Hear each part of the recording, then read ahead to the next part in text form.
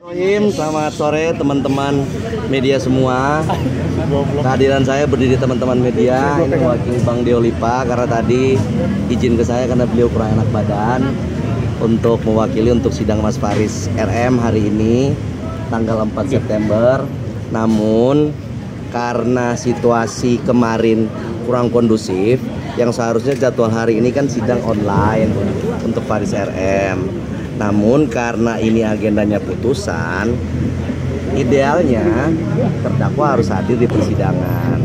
Makanya ditunda untuk sidang offline minggu depan tanggal 11 September hari Kamis.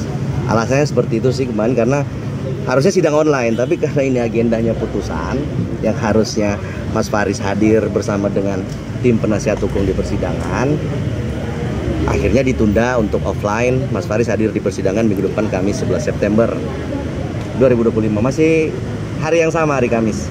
Seperti itu sih.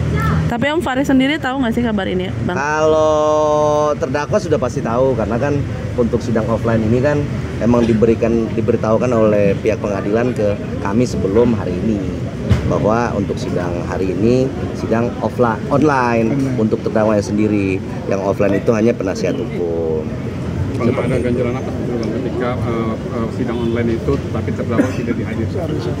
Kalau itu kan langsung dari pihak pengadilan ya, itu kan mungkin karena kejadian kemarin, alasannya kan menjaga kondusivitas, takutnya dalam perjalanan terjadi suatu hal kan, ya kita kan tidak ada yang tahu untuk hal seperti itu kan, yang namanya musibah siapa yang tahu sih, kan begitu. Akhirnya diputuskan untuk online. Namun karena ini sidang agendanya putusan, kita kata udah sidang terakhir lah, nggak ada sidang lagi setelah ini kan, kecuali ada pernyataan banding dari kami penasihat hukum ataupun pernyataan banding dari jaksa penuntut umum, baru akan ada sidang kelanjutan. Tapi karena ini sidang akhir diharapkan offline, makanya ditunda untuk minggu depan sidang offline. Terdakwa atau Mas Faris sendiri itu hadir di persidangan untuk minggu depan hari Kamis. Sama putusan, tapi Mas Farisnya ada di sini offline, hadir bersama dengan kita teman-teman untuk di sidang terbuka untuk umum. Nah, tapi sudah siap belum sidang dengan hasil putusan ini seperti apa, Bang? Kalau Mas Faris kebetulan kemarin kita baru ketemu juga di rutan ya. Kalau Mas Faris memang dia sudah sangat siap dengan segala situasi dan kondisi. Beliau mengatakan ke saya, ya terima kasih bro sudah berjuang membantu saya. Apapun hasilnya beliau menerima, karena dia merasa ya dia sudah beretikat baik, dia sudah menjalani proses yang sudah selayaknya dia jalanin, dan apapun yang sudah dia sampaikan, pembelaan yang sudah dia sampaikan baik dari beliau sendiri maupun dari kami penasihat hukum, dan hasilnya nanti ketika tidak sesuai pun beliau mengatakan bahwa beliau akan menerima. Termasuk soal rehabilitasi ya kalau ditolak ya? Soal rehabilitasi itu kan sifatnya bisa berkelanjutan ya. Kalau untuk putusan ini misalnya ditolak rehabilitasinya, ya itu kalau bagi beliau sendiri ya dia mengatakan ke saya itu tidak masalah kan begitu. Karena kalau untuk rehabilitasi kan ini kita namanya itu kan orang sakit ya, kita bisa juga mengajukan sendiri kan untuk melakukan rehab kan, seperti itu tanpa harus melalui putusan pengadilan. Kenapa kita minta di pengadilan? Karena memang beliaunya kan memang sakit kan, memang ketergantungan, makanya harus permintaan lewat putusan pengadilan seperti itu. Untuk kesehatan, kondisi kesehatan Faris RM sekarang? Kalau Mas Faris kesehatannya alhamdulillah sampai dengan saat ini sehat walafiat, tidak satu kurang apapun lah. Untuk istri sering menjenguk juga?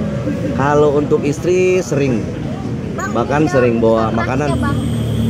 Iya benar. Ya kalau harapan kami dan Mas Faris sendiri ya putusannya mengikuti fakta persidangan ya kita rehabilitasi, harapan kami penasihat hukum maupun Mas Faris.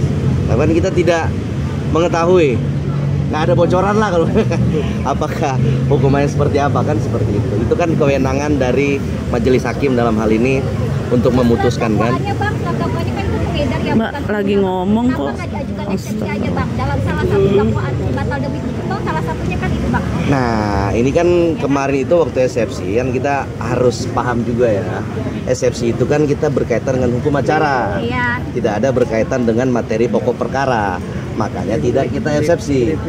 Karena buat apa juga kita eksepsi, orang secara hukum acaranya berjalan dengan normal dan lancar kan. Makanya kita kemarin bantahnya di pembuktian. Karena sharing penggunaannya bisa disebut sebagai pengedar ya Bang. Betul, kalau itu kan maksudnya Yang potong aja Ya kan tangan. kalau tinggal makanya kan bebarengan itu kan bisa disebut sebagai Kamera Pak, bukan pengedar ya Bang ya. pemakai. Lah, kalau itu kan yang kita sampaikan dari awal, kalau secara kronologi dan secara cerita terdakwa dan juga para saksi, kan seharusnya Mas Faris ini adalah pengguna atau korban dari penyalahgunaan narkotika. Kalau karena alasannya apa?